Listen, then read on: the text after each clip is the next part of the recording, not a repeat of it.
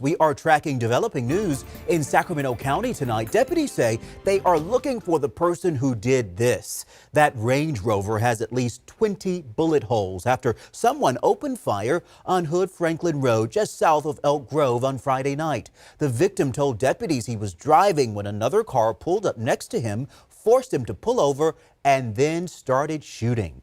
That victim crawled over the seat of the passenger side and went out the side door and went out into a field. It was dark out there. I imagine they could find cover there or concealment until we were able to arrive and render some help. Just terrifying. In all, deputies recovered around 60 bullet casings from the scene. The victim was hit twice, but he is expected to recover. That is the good news. And new tonight, Stockton police are facing a major uptick in violence with 16 homicides so far this year. Tonight, those impacted by the acts of violence gathered to offer comfort and pray for peace. ABC 10's Luke Clary has more. City of Stockton is diverse. There are people of many faiths here, but people of all walks of life have felt the pain of violence that has gripped this city this year. In a time of trauma and pain. As the Church of Stockton, we want to let them know that the church is available to them during this difficult time. The Diocese of Stockton holds Mass for victims of violence. You feel better, you feel free, feel like light. Churchgoers write the names of loved ones lost. 16 homicides in a little less than 90 days is very, very significant. The violence is unacceptable and it has to stop. People of all backgrounds and ages have been caught in the line of fire. On Saturday, a 9-year-old among the victims of a shooting on this truck in broad daylight. Amante Ware was hit multiple times and will need surgery on his jaw. The community coming together like a night like this is truly what brings healing. Mayor Kevin Lincoln says Stockton police are doing additional patrols, that the city's Office of Violence Prevention continues its work on group and gang violence. We have been ripped apart from a person that we love. The impact was right here. Among those honoring loved ones here, Jose Nunez. His son was shot in 2017. And he didn't make it. He was dying in the ambulance. Jose Nunez Jr. was 27 when he was murdered. The case still unsolved, but not forgotten. God, it's up there. And whoever did it, he's going to pay for it. As Stockton looks to a higher power to guide them through this time of pain.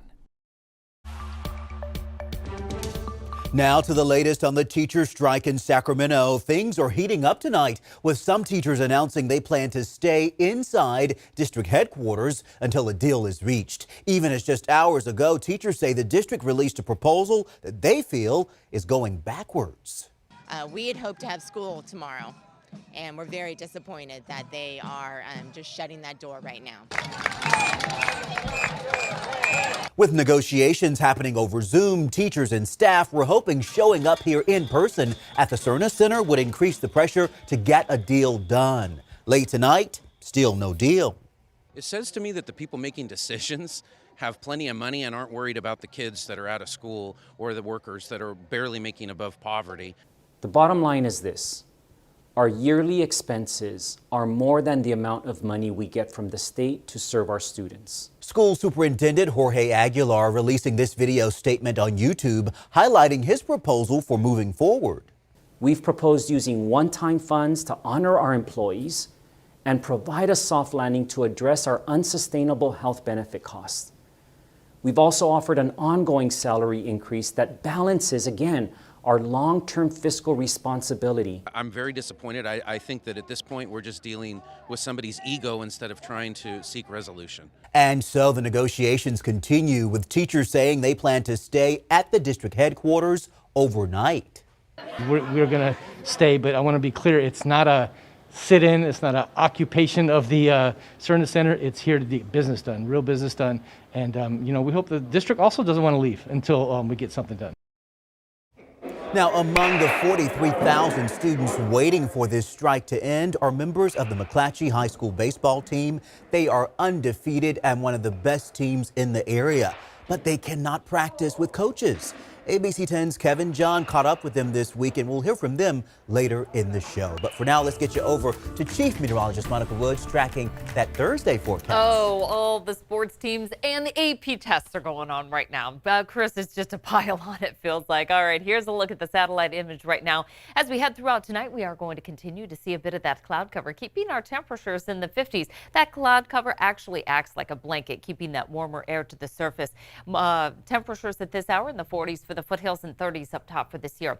Light breeze right now. That is going to start to shift into our Thursday forecast. For the morning commute, you can see 7, 8, 9 a.m. sticking with the cloud cover, starting off in the 40s, warming to 54 degrees at 9 a.m. Some of the temperature trends we've seen over the past couple of days, bouncing around up and down. Average high 68 degrees. You can see we were very cool Monday when we had that storm roll through, and today with the cloud cover, a high of only 62. Our weather impacts ahead: breezy, dry winds.